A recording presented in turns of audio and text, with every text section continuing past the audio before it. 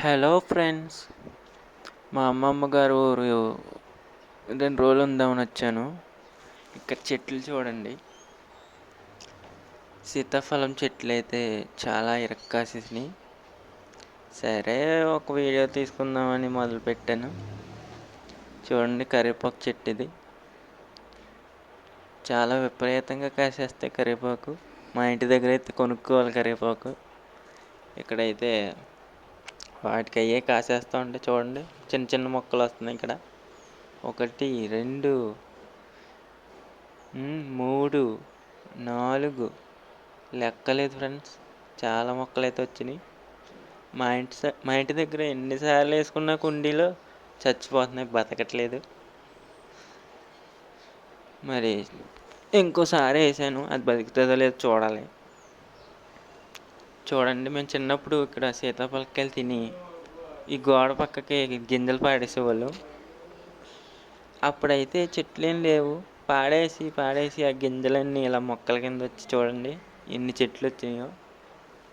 ఈ సీతాఫలం అయితే చూడండి, మంచి చూడడానికి ఎంతో బాగుంది. ఇదంతా మా తాతయ్య గారి ఇంటి పక్కన సందు ఫ్రెండ్స్.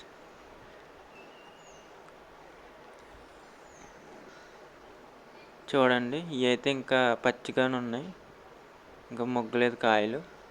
ఆ పైన ఒక కాయ కళ్ళు తెరిచింది. ఈ సీతాఫలకాయ ఎలాగా చూడాలంటే, కళ్ళు తెరిస్తే కోసుకుని ఉంచుకోవచ్చు ఫ్రెండ్స్. అప్పుడు ఇంట్లో పెట్టుకున్న ముగ్గుతుంది. అదే పచ్చిదైతే అది కళ్ళు తెరవకుండా కోస్తే అది అంత టేస్ట్గా కూడా ఉండదు, తయారైనట్టు కాదు. ఇది చూడండి, కొంచెం పచ్చిగానే ఉంది. మరి నా ఫోన్లో ఎంత బాగా కనిపిస్తుంది అనేది మీరే చెప్పాలి.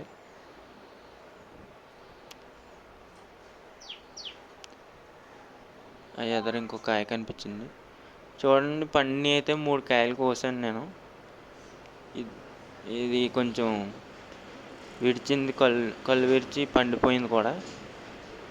ఈ 3 కాయలు కోసాను. ఇప్పుడు ఎలా ఉందో తిందాం.